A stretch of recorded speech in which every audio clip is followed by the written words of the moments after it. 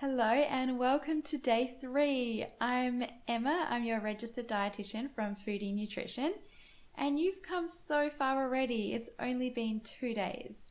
So far we have covered the science behind dieting and why diets have failed us, as well as the science behind weight and health. But today we're going to explore why we are made to feel that our body is wrong and why it's important to work towards body respect. We are all born with a genetic blueprint that determines our characteristics, such as our height, our weight, our health, as well as other features such as our foot size or eye colour.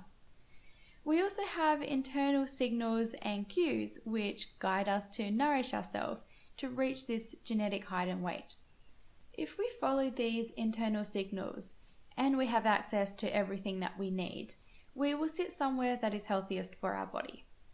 Although there are many environmental factors that can interrupt us reaching or staying at our genetically predisposed weight, height, health, and so on. One of these factors is our culture. Let's consider for a moment an old Chinese cultural value that women should have small feet. In that time, it was believed that a woman's foot size determined her status and ability to marry into the right family. This caused many Chinese parents to bind their daughters' feet, causing deformities and essentially crippling them, but it kept their feet small. Today, this seems absurd that we would try to manipulate how our body genetically grows, but in our culture, we do this with our weight. Today, we are living in a culturally thin society. We are taught this from a young age through family, friends, healthcare, movie characters, media, fashion. It's all around us.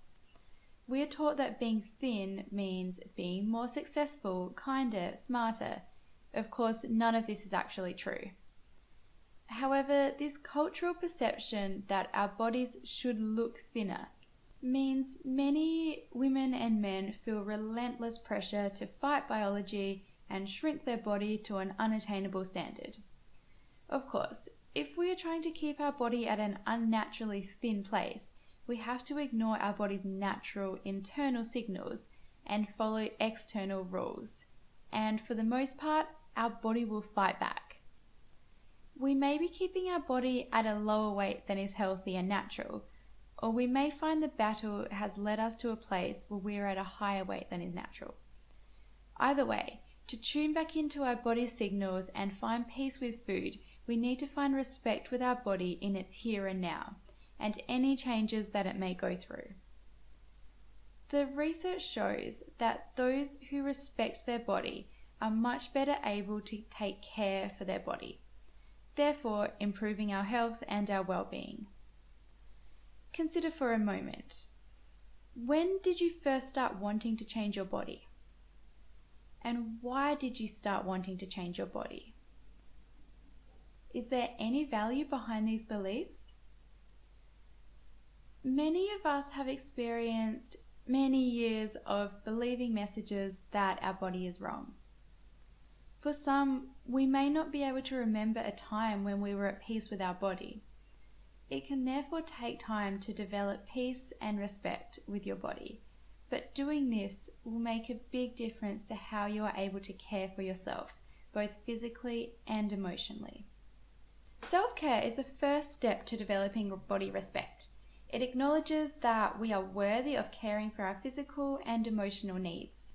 Some kinds of self-care may be more obvious than others, such as taking a shower or making sure we nourish our body.